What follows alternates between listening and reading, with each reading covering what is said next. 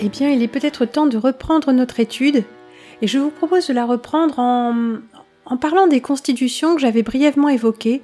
Les constitutions ne sont pas mon sujet, sur lequel je suis le plus à l'aise, et je n'avais fait qu'une petite étude rapide sur la question.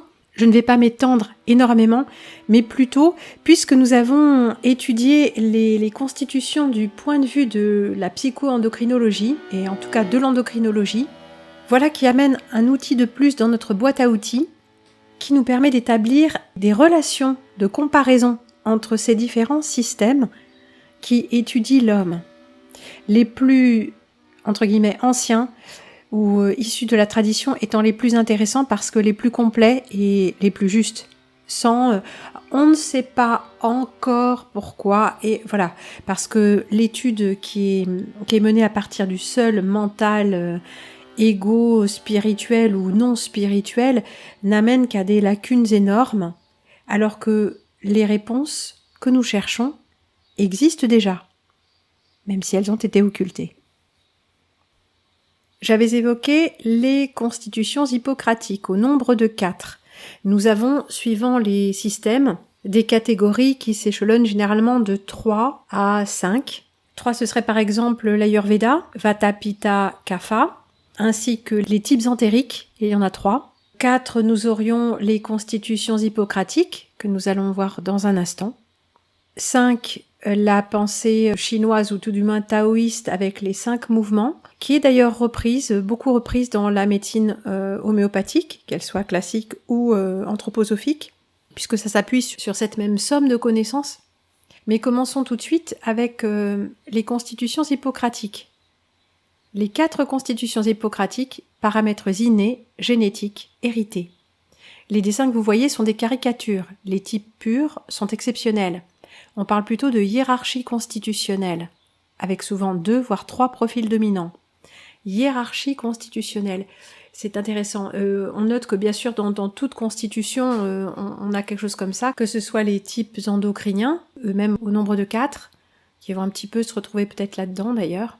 Mais on a une hiérarchie, même dans l'Ayurveda, on a rarement des types purs, on a, bien qu'il n'y ait que 3 constitutions, on a un composé des 3 en général. Lymphatique, donc la lymphe, ça parlera à chacun, sanguin, bilieux et nerveux. Donc nous avons en haut des liquidiens et en bas des desséchés. Lymphatique, sanguin, bilieux, nerveux. Si nous les plaçons légèrement dans un autre ordre, le sanguin et le lymphatique se trouvent à gauche au lieu d'être en haut, et le bilieux nerveux à droite au lieu d'être en bas. Et là nous avons leur tempérament. En haut, les émotifs. En bas, les non-émotifs.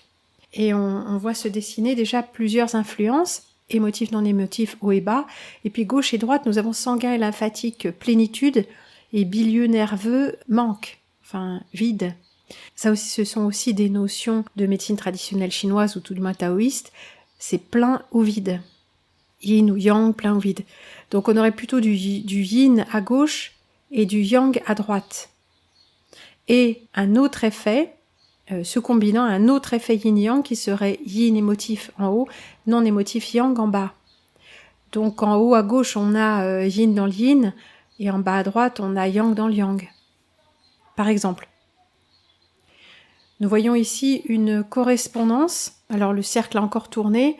On a sanguin lymphatique à droite, donc plénitude, nerveux bilieux à gauche, et nous avons ces influences de chaud, froid, sec, humide, qui sont également des choses qu'on utilise en médecine taoïste, mais on n'aura pas un cercle à 4, on aura un cercle à 5. Mais regardons, le sanguin correspond à l'air, le lymphatique à l'eau, le nerveux à la terre, le bilieux au feu. Ce que nous voyons ici. Alors le type bilieux est en haut à gauche, foie, bile jaune, bilieux, feu. Tournons dans le sens des aiguilles d'une montre. Le sanguin, gouverné par le cœur, le sang et l'élément air. Et puis le phlegmatique ou le lymphatique. Ce sont les dénominations classiques, gouverné par l'élément eau. La pituite et le cerveau. Donc la glande pituitaire, c'est le 3e œil.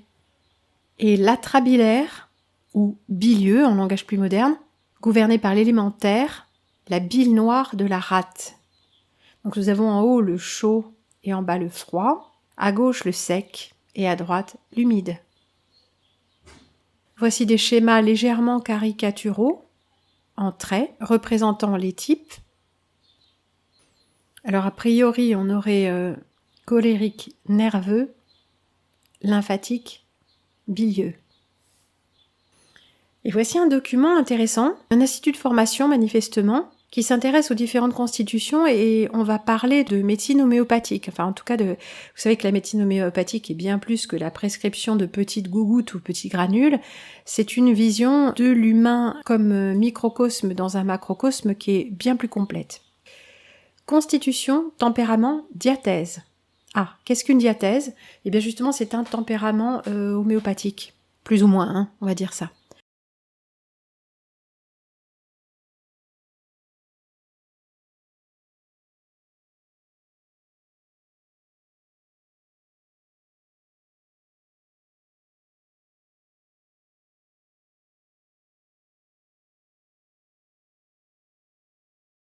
Bien évaluer son patient pour mieux choisir sa thérapie. Donc nous avons plusieurs éléments, les constitutions physiologiques, les tempéraments et la typologie psychique. Commençons par les 4 constitutions hippocratiques. Définir par l'aspect physique, en tirer des conclusions sur les morbidités potentielles. Et là c'est intéressant, nous les avons sous l'angle de la médecine homéopathique. Nous venons de voir que ces constitutions sont lymphatiques, sanguins, bilieux, nerveux. Les voici sous un autre angle, fluorique, phosphorique, carbonique, sulfurique. Bon, ici par exemple nous n'en avons que 3. Nous avons le type carbonique, le type phosphorique et le type fluorique, reconnaissables à leurs articulations. Nous pouvons établir des corrélations, mais il est étrange de constater que nous trouvons surtout les constitutions par 3, pas par 4. Donc carbonique s'apparenterait plutôt à lymphatique, sulfurique à sanguin, phosphorique à nerveux. Et enfin, nous trouvons un tableau qui met en corrélation les constitutions homéopathiques, les types naturopathiques, les tempéraments fixes d'Hippocrate, la morphologie, les éléments et les organes. Alors commençons. Dans les constitutions homéopathiques, nous avons le sulfurique neutre qui s'apparente au bilieux, le sulfurique maigre qui s'apparente au sanguin rétracté, le sulfurique gras qui s'apparente au sanguin dilaté, le phosphorique s'apparente au nerveux et le carbonique au lymphatique. Nous voyons donc qu'il y a les 4 tempéraments d'Hippocrate sur un tableau à 5 lignes et nous avons 3 types de sulfurique. Donc les correspondances ne sont généralement pas strictement exactes et démarquées les unes des autres, mais c'est quand même assez intéressant de voir quand on change de grille de lecture, on tombe sur des choses qui font sens, on change le nombre de paramètres, tout ça, mais on arrive avec un peu d'intelligence à établir ces corrélations intéressantes. Donc nous avons le sulfurique qui s'apparente soit au feu, soit à l'air, le phosphorique qui relève de la terre et le carbonique qui relève de l'eau. Fluorique, filiforme, asymétrique, hyperlaxe. Dynamique et fantasque, intuitif et créatif. Agité et instable. Le phosphorique, grand, mince, élancé, symétrique, membres fins et longs, tête plutôt allongée et harmonieuse. Démarre au quart de tour, fonceur, engagé, idéaliste, brillant, extraverti, idée, concept, besoin de changement régulier, vif, enthousiaste et imaginatif. Le carbonique, carré et osseux, sans pattes à la cinquantaine, haut, gros et large, métabolisme lent et régulier. Le champion de la régularité et de la méthode, calme et posé, peu disert, cadre de vie bien établi, responsabilité, sens de la durée et du temps. Donc un type relevant spécifiquement des caractéristiques du masculin, l'ancrage et les habitudes, la stabilité. Sulfurique, rond, enrobé, sanguin, infiltré. Extraverti, jovial et amical, aime être considéré à sa juste valeur, recherche la reconnaissance sociale. À la suite, nous trouvons la typologie psychique, une question de caractère, à qui ai-je affaire du point de vue sociétal. 1. Les dominants. Orientés résultats, apprécient les défis, n'éprouvent pas une grande sensibilité par rapport aux sentiments des autres. 2. Les émotifs aiment créer des contacts, ils sont enthousiastes et positifs. 3. Les empathiques sont calmes et patients, à l'écoute, consensus, altruisme, mais ne s'affirment pas beaucoup, peu de qualité yang d'action. Et 4, les analytiques, minutieux, appliqués, analyse, besoin de clarté mentale, peu enthousiaste. Et processus décisionnaire, lent ou absent. Ce ne sont pas des personnages d'action. Les diathèses, selon Ménétrier, donc encore un médecin qui a établi un classement. La première diathèse, allergique ou hypersténique. Diathèse 2, hyposténique. Donc allergique, on pourrait dire un peu hyperactif, et diathèse 2, hypoactif. Diathèse 3, dystonique. Diathèse 4, anergique. Donc ça, c'est vraiment très spécifique. La diathèse 1, allergique, arthritique. Sujet jeune, hyperactif, hyperréactif. Sujet 2, hyposténique, tuberculinique. Ça, ce sont les psoriques et tuberculiniques, ce sont les diathèses homéopathiques. Un adulte jeune, calme et réfléchi. Donc ça suit un peu le cours de la vie. Diathèse 3, dystonique, psychose. Adulte d'âge mûr, prédominance sympathico-tonique. Donc altération dans la tonicité. Et diathèse 4, anergique, cancérose. Adulte vieillissant, forte diminution de rendement. Suite de dépression physique ou psychique. En fait, ce ne sont pas des constitutions, ce sont, on pourrait dire, quelque chose comme des syndromes. Voici les diathèses homéopathiques en tableau. Psychose, psor, tuberculinisme, luèse. Diathèse énergétique, quel organe est concerné? Donc nous nous retrouvons avec un diagramme à 5.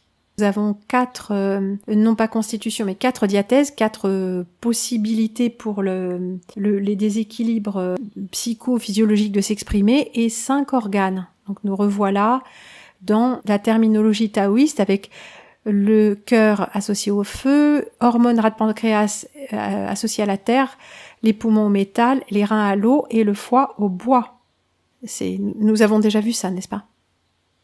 Foie yang, détoxination, bouclier des émotions, cœur, sang, vertu morale, rat pancréas, adaptation, poumon, naissance du yin et limite du corps, et le rein, froid, peur, volonté. Et voici le cycle énergétique comparé. Nous connaissions ce cycle, cœur triple réchauffeur, rat pancréas, poumon, voie des os, rein, foie, et nous avons une correspondance qui est établie, cœur, psychose, poumon, tuberculinisme, rein, luèse, cancérose, foie, psor. Donc en rouge, nous avons les diathèses homéopathiques, et dans les autres couleurs, nous avons le cycle énergétique de la médecine traditionnelle dite chinoise. Nous avons également vu que dès qu'il est question de constitution, dès qu'il est question de l'homme, dans les systèmes traditionnels, il est question d'astrologie. Mais d'ailleurs pas uniquement dans les systèmes traditionnels. Des sommes de connaissances plus récentes telles que l'homéopathie, ou d'autres médecines holistiques bien évidemment, s'appuient sur différents types d'astrologie. L'astrologie, diront certains, ce sont des croyances de bonnes femmes. Eh bien manifestement non. En étudiant l'homme de très près, en étudiant surtout toutes ces anomalies que nous n'avons pas encore véritablement regardées, parce que c'est un chapitre à part et qui peut nous perturber, en regardant vraiment qui est l'homme, en étudiant son caractère, ses constitutions, une forme de déterminisme psychophysiologique, nous pouvons mettre en évidence de façon très claire l'influence du profil astrologique ou déterminé par les astres. Moi j'ai dit déterminisme ? Oui, vous savez bien que je ne crois pas au déterminisme. Et si j'ai dit déterminisme, c'est plutôt pour piquer notre curiosité. Il y a tout un ensemble de choses qui semblent être livrées clé en main avec notre incarnation. Des possibilités, des risques, les défauts de nos qualités ou inversement, y compris au niveau physiologique. C'est comme une feuille de route que nous pourrions exploiter de façon intelligente, en évitant les écueils et en tablant plutôt sur nos points forts. Dans les différents systèmes et différentes constitutions, on tient compte de l'influence des métaux ou des planètes, ce qui finalement, vous remarquerez, revient quasiment au même. Nous avons notamment les planètes d'essence masculine, Soleil, Jupiter, Mars, d'essence féminine, Lune, Vénus. Ah, j'ai dit planète ? Oui, planète, astre, que ce soit dans la science rationnelle de l'astronomie ou la science non rationnelle ou dite non rationnelle de l'astrologie, on peut arriver à employer des termes légèrement différents. Parce qu'en astrologie, ce n'est pas la véritable nature des astres qui importe, la nature établie scientifiquement, je n'ose même pas dire empiriquement, puisqu'il est impossible d'établir la nature empirique des planètes ou des étoiles. Mais nous observerons plutôt les effets de cette mécanique céleste. Observons ici cette roue d'animaux, la signification exacte du mot zodiaque étant roue d'animaux, un vortex, un chakra d'animaux, n'est-ce pas? Bien sûr, ils sont différents de nos animaux du zodiaque. Mais il y en a 12. Le cochon, le chien, le coq, le singe, je ne sais pas lequel est celui-ci, le cheval, le serpent, le dragon, le lapin, le tigre et le buffle et le rat. Ici, nous les voyons en corrélation avec leurs éléments ou mouvements. Nous avons les signes d'eau, les signes de terre, de feu, de métal et de bois. Et puis, ça se recombine. Des signes qui sont, mettons, des signes de feu, un peu comme les organes sont yang, peuvent avoir une coloration d'un autre élément. Par exemple, moi je suis rat d'eau, mais nous voyons que le rat, à l'instar du buffle, du cochon et du chien, semble relever du mouvement du feu. Donc le rat est plutôt feu en soi, mais selon l'année et le mois de naissance, subira d'autres influences. Dans mon cas, eau. Donc rat-feu à dominante eau. Nous avons donc diverses combinaisons. Nous pouvons combiner entre elles les constitutions. Chacune semble relever d'un système autonome qui s'oppose aux autres.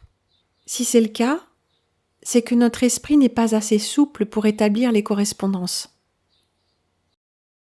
Il existe bien évidemment encore d'autres systèmes zodiacaux que le système babylonien que nous utilisons et le système chinois.